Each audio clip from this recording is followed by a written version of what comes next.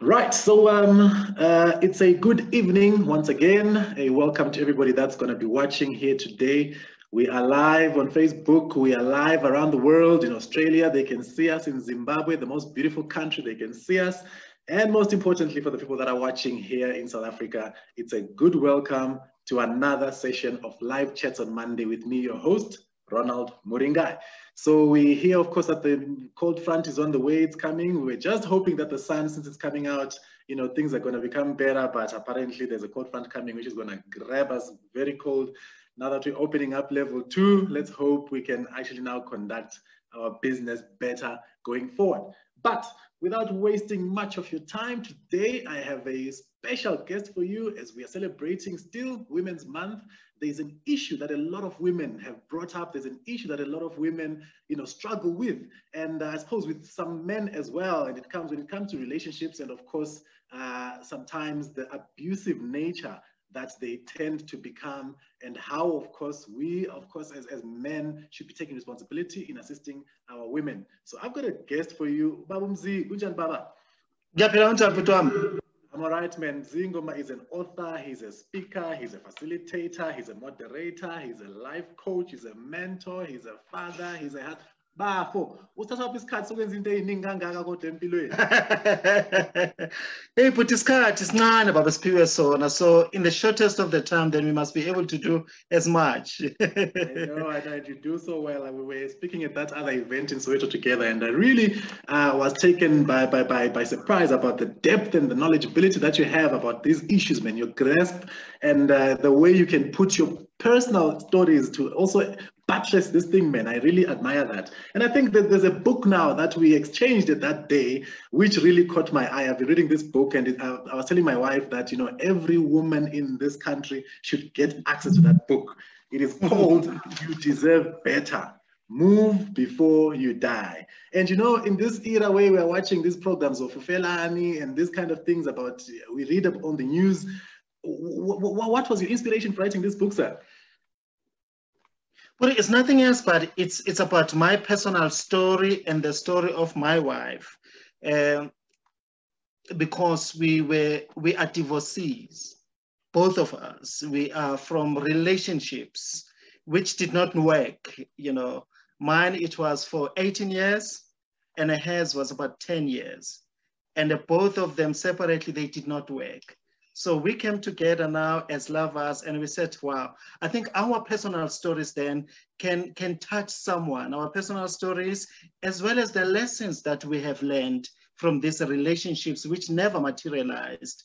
And because there were a lot of, they were toxic, they were terrible relationships that we're coming from. Therefore, we said, look, let's just go there, share our personal stories, and see if there's one or two people that can be able to relate with our story. But more than anything else, it is about the lessons that we have learned.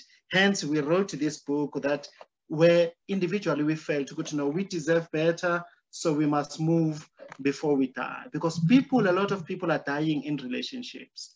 And as such, that is the main motivation why we wrote the book, to motivate, to encourage people as well.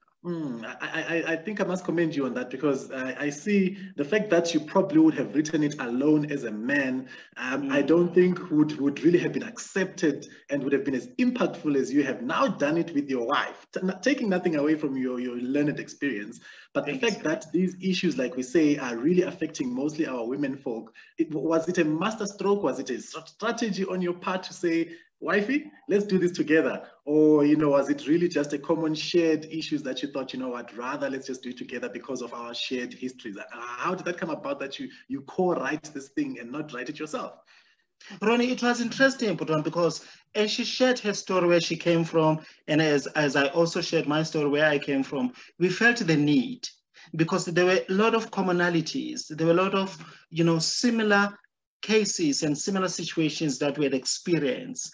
And using those experiences, we felt a serious need to share, because while she was sharing her story, though painful as it was, and then I felt so touched that I'm just wondering how many people really could be touched by her story. And as I also related my story to her as well, Ronald, they also, she also felt that, I think, Mzi, there are men out there who are doing terrible things to women as far as GBV, gender-based violence is concerned. And they are staying in relationship where instead of, building, they are cracking, they are hurting, and they are in pain. As such, Mzi, if you can also share your story, then I think this will carry so much weight. Then we came together and we said, I think, share your story, let me share my story, then our stories, together with the lessons that we have learned. There's probably one or two people that can learn. And then we must say, Putwam, ever since it was released in October last year, this book, it's been wonderful because a lot of people are coming to us and say, wow, your stories, we just did not know that your stories can change lives the way they are doing to us. And I think more personally for you, because I can understand for your wife, as women naturally are prone to speaking out better than we men can actually do. How did you, especially as a Zulu man, we know Zulu men, how did you get to the point of realizing that, you know what, I really have to put my story and my feelings and my experience out there, even though they might be critical and people might, say whatever that they want. How did you get to that point? But I mean, you are correct as a Zulu. Well, it also, as a Zulu, it all depends who you married to. Because my wife is a kind of a wife that has got a lot of understanding. Number one, she's a woman of wisdom. And as such, I think her counsel and her advice, I take it very seriously. So now when she proposed that we do this together, and I felt that with her blessing, then I've got the power that enabled me to be able then to relate this story. As men, it is our nature indeed. It's a well-documented fact. We don't talk. We don't talk about these issues, let alone it has some cultural connotations. There's a lot of religion that comes into play and many other factors which come into play. So as a Zulu man, as you rightly put it, then I met someone who understood where I was coming from, and she made it so clear to me. But I think she's very convincing that, Mzi, let's do this. Then, of course, there was nothing else that I could have done better than what, I had learned from her. She's amazing. She's amazing. That's good to hear. That's good to hear. And I think you go at length, Shame. You speak about a lot of abuse. You talk about emotional abuse, talk about physical abuse. You kind of differentiate them. Some list the causes for some of these things as well. And I think from your own personal perspective, and like I said earlier, you share a whole lot of stories that are personal. So it doesn't seem like a textbook. It's like a testimony, as it were, that also encourages us to say, Baton, this real person went through this experience. So there's a lot of relatability with that, with what you've done with your book there. And what are the takeaways? I think, what would you like society, in essence, to just get from this powerful message that you've put out there? It is very interesting, Ronnie. The essence of this book, like on the cover of the book itself, like a little bit that I can show on the screen here, it says how to set yourself free from a relationship that drowns your self-worth, your sanity, and your sense of being. How to set yourself free from such kind of a relationship that drowns you, your self-worth, that tampers with your sanity, meaning you can't think straight. There's a little bit of madness that you are in this particular relationship, then indeed you are bound to go insane. Who are going insane because they're in toxic relationships. And also, what about your sense of being then? What about yourself? Because you begin to lose yourself when we are in a toxic relationship, unfortunately. It becomes one of those first things that is so painful to a man and to a woman and to children as well, when you are staying in a relationship, especially longer than necessary. So the takeaway then, when we articulated what we are articulating in this book, we are saying, why? Because firstly, understand that you deserve better. Now, understand that. You are a human being, you deserve better, you deserve your happiness, you deserve, to live your dreams, to live your purpose. But now, there's no way that the best of you can come out, Ronnie, until you are with someone that brings out the best in you.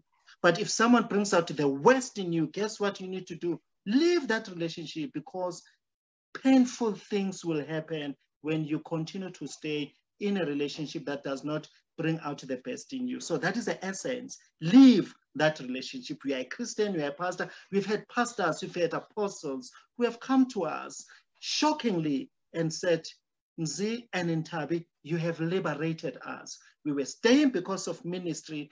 We were staying because of our children. We were staying because of communities and our families. We were staying. But inside we were dying, all right? Because before you die physically, there are many ways that you die. And that's what we well articulate in the book, Ronnie. So as such, we are saying, please move before you die, literally, because already you are dying in other aspects. So leave that relationship and don't be apologetic about it. For your sake, for the peace sake, and for your sanity, leave a relationship that brings out the worst. What's the point in being where you are not wanted? You speak so easily about this, and it almost begs the question that we've got a cultural context where we are told, ukuthi bekezela kunzima emshadweni, and we have to push on and hold on, and hope that things will get better. Now, I look at your story that you outlined in your book, and you went through all of these things. Business is failing, going to live with your wife's grandma. I can imagine the pride that had to die for you to be able to do such a thing, and your kids taking them out of private school, etc., etc. And I ask myself, what then would you propose men like yourself who find themselves in the similar circumstances that you find yourself then to do at a time such as this? Especially now with COVID, a lot of men have lost their jobs. There's another video that almost made me cry the other day. A man was literally praying and crying out to God because they had lost their jobs. Now that they get into these circumstances where you've walked before, and before they die, what would you recommend that they do then in these circumstances? Ronnie, let's analyze what the term toxic means. Something that is toxic is something that is poisonous. And something that is poisonous is something that has the potential to kill you. When you are bitten by a snake, what do? All right. Because if you don't deal with that poison, chances are it's going to affect the whole body. You will die eventually when you are in a toxic situation. Whenever there's poison, or whenever a bee, stings at you and there's that poison, or even a snake, I think let me use a snake as an example, then what do you do with that poison? Can you really sit around and say, you know what, well, I'm grateful that the snake has bitten me, yet there's a poison that is moving inside your veins, and you will die whenever there is a poison that will get. If people can understand this as an illustration, to say toxic means poison, and something that is poisonous, it can kill you. So now, what do you do with poison? You get rid of the poison. You can't, you take measures. You cannot sit and tolerate and wait for your family and wait for your friends and wait for your colleagues to come and take out that poison for you. Unfortunately, even in the cultural context, the one that you're bringing up. So can you really survive? And for how long when there is poison? It's a suddenly in your relationship. So now I think someone then that is listening then should be able to be in a better position to be able to answer that. What do you do with the poison? So when we are saying you are in a toxic relationship, in a poisonous relationship, you are going to die. Many men are dying inside. And that is why they're expressing their poison to women, to children, by the things that they are doing. The only thing that a man needs to realize, like one of the men that I've been assisting, this man has been married for about 13 years. He's going through a lot. He came to a point, seriously, he's tried everything. And he said, the only thing that I'm going to do, I'm going to kill this woman, I'm going to kill these children, and eventually I'm going to kill myself. All right, now what do you do in that regard? All right. And many other men that we see, because our company, my wife and I, we have started it for that reason, to assist people who are in toxic relationship and they need help. And we are saying to them, after listening to their story, that believe you me, there's a lot of poison. And for how long can you stay in a poison? All right. And now there's nothing or anyone outside of your relationship that will understand your pain more better than yourself. As such, I'm saying to men, Bob, if this thing is not working, it's not a shame, like my wife has been teaching me. It's not a shame to go through challenges. It's not a shame to go through divorce.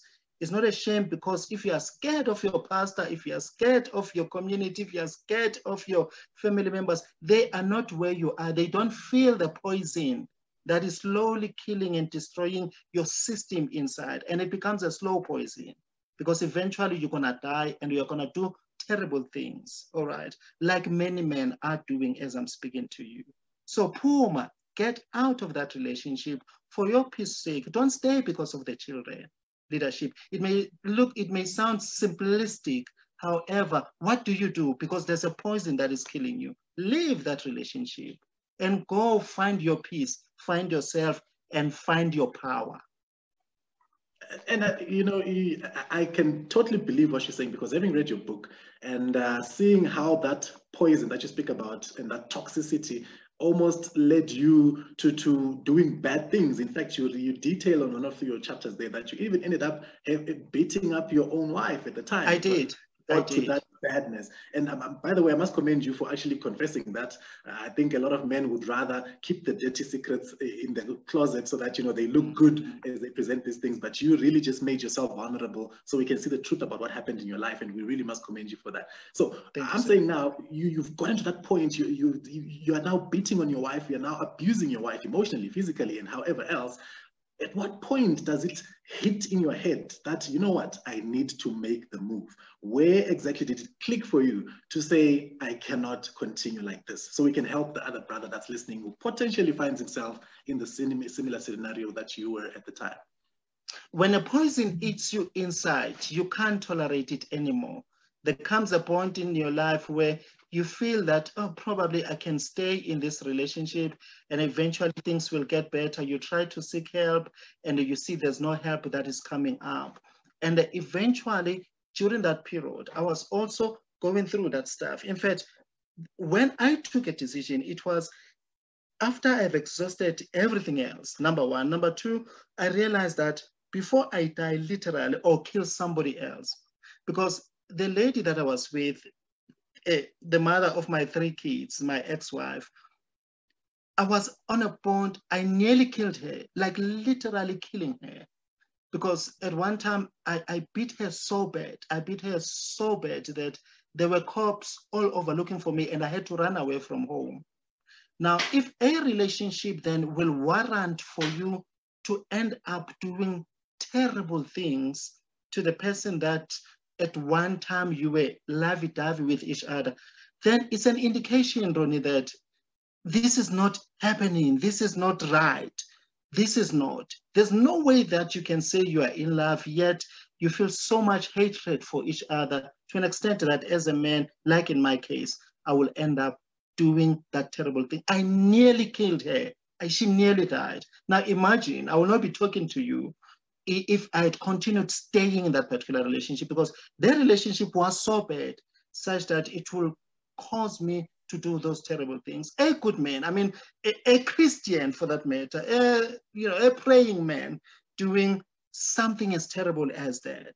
Now, if a relationship then will have made me to do that, then I felt that enough is enough. In fact, my second book says enough is enough. I felt that enough was enough. I can't take this anymore. I'm still young. I'm still 45. Then I was 43, but I still have so much to give. I still have so much potential. I still have so many lives to touch. Now, instead of dying, I'd rather live for the sake of the next generation and for the sake of these kids that I have, and for the sake of the potential that I believe God had given me. So I cannot afford. So every man that is listening, giving your question input, will be, if a relationship warrants for you to even wanting to do terrible things, leave that relationship. And there's no shame in leaving it for your peace, for your sake of your peace, for the sake of the peace of your environment, for the sake of the future peace. You need to leave that relationship and not be feeling guilty and bad about it if it leads you to want to do terrible things. No, that's amazing, and I think you just dropped your age there. I know for a lot of women it's an issue that you can just clearly say, "I'm 45." By the way, so we can stay young. Look, you say now this that you weren't designed. At least society would not have called you an abuser from looking at you on the outside. You were a church-going guy, you were a praying guy, you were a loving husband, a father, etc., etc. And my wife always kind of says when we hear a case like this that, because we're not written on our foreheads that we are this person or we might turn out to be that person. Now, you list about 25, I think it is, if I remember correctly, signs or telltale signs of what a potential abuser might look like. So our sisters and our daughters, now that you're a father, I'm sure you're also thinking for your children, you'd want them to get the best potential husband, one who will not lay a hand on them. What would you say? I'm sure, of course, you can't list the 25, but what are the main, maybe 2, 3 or things that you pick up that you can say, well, one of these ones, if you see a man do these, then there's a potential that he might turn out to be an abuser. What are those? Ronnie, I think this is powerful, but what you're asking me, because I'm very passionate, especially my wife and I, on this part, because many people, abuse just does not happen overnight. There are things and there are signs that you need to see. And once you begin to notice some of these signs, then you should be very careful with the person that, you are with. One of the signs is the person is jealous, jealousy, has got this jealous of your achievement. In anything that you are doing, they are jealous of your achievement. Now, that is one of the biggest problems. Another problem is they want to control your movement. You are in this relationship, but someone then wants to control your movement. Then you should be very cautious when someone then begins, to want to control how you move. Who do you speak with? What time are you coming home?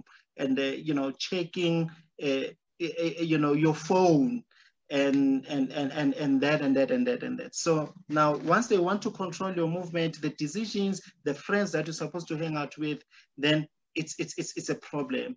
And one of the signs, in fact, I'm reading from the book as well. Please get the book and get more. One of them is that they speak to you with disrespect. Once you've got a person that does no longer respect you and they speak to you anyhow, then that is an alarming and it's a sign that you are in a terrible relationship. Now, here is another one. They always compare you with others as well. Now, that becomes a problem. That becomes a problem. They also remind you of your past mistakes. Those are some of the signs. If you've got someone that always reminds you of your past mistake, then you are in a big trouble. And they also abuse you physically, emotionally, and financially as well. And they are never happy with anything that you do. I'm going to just pinpoint some of the ones that I can pinpoint. Many of them are in the book. But now listen to this one, Ronnie. This one is very common. When you have someone who has no vision for the future, that is tantamount to a lot of abuse. Now that is another sign. You are in this relationship, you are very ambitious. You want to make things happen. You want to climb the highest mountain, all right? You want to go to Kilimanjaro. And the person just does not care. They wake up, all right, they have no ambition, they have no vision for the future. Are you aware that when you're in a relationship and you've got someone that has no goals, has no future, and yet on the other side, you are hustling so much to make things happen, that person is going to let you down. That person is going to kill your spirit. They're going to dampen your spirit so much so that it's going to be bad. So now once you have someone that has no goals, has no future, it becomes one of the critical problems, and worse if they are not even prepared to push themselves. that becomes detrimental to a relationship. So I can go on and on and on, but I've just highlighted some few. Anyone who's interested, then they can buy the book to learn more. There are 25, so I've just indicated about 6, 7 of them. So there's many more that, you know, we can go to. And whilst we're on that, if I go to the next question, if somebody wants to get a copy, somebody that's watching right now and thinks or watches this video perhaps later and wants to get a hold of you to get a copy of the book, how will they find you? Ronnie, I'll give my telephone number, 2 telephone numbers. They can phone us, or better still, they can WhatsApp us on both of these numbers. It's 072 931 0763, 072 931 0763, or 083 617, all right, 8838. Those are the numbers that they can reach us via WhatsApp. But better still, we've got website for the book. The book is You Deserve Better. So our website is www.youdeservebetter.co.za. It's a company.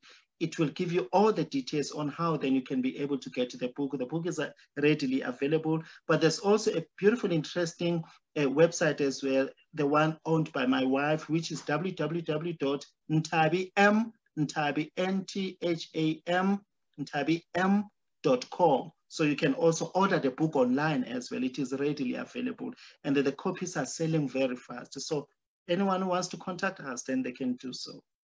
That's good. And are you having a special, since it's Women's Month, you know, are you? there is one that is going to be released on the 20th. Yes, indeed, where people will buy 2 books, because I've got another book, my book, which is called Enough is Enough. So it's going to be that book. It's going to be You Deserve Better, and something very nice as well. So on the 20th, look out for this. So it's going to be going. We're going to be talking about that. So let people connect with us on Facebook as well. Mzi Mngoma and the Ntabi Mzi Mngoma. Then that's where that special then will be going through on the 20th of this month. Yes, it's a Women's Month special. From the 20th up until the 30th, up until the end of the month, we're gonna be running that special. Thank you so much for asking that.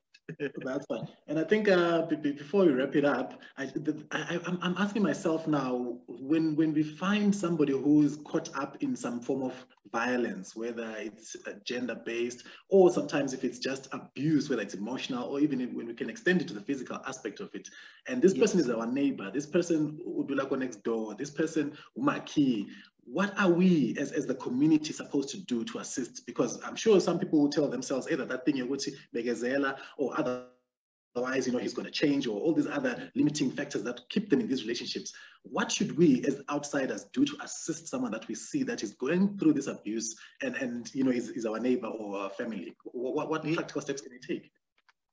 Ronnie, I think when I put Ronald, it becomes very difficult for you to act, because you begin to ask yourself a lot of questions.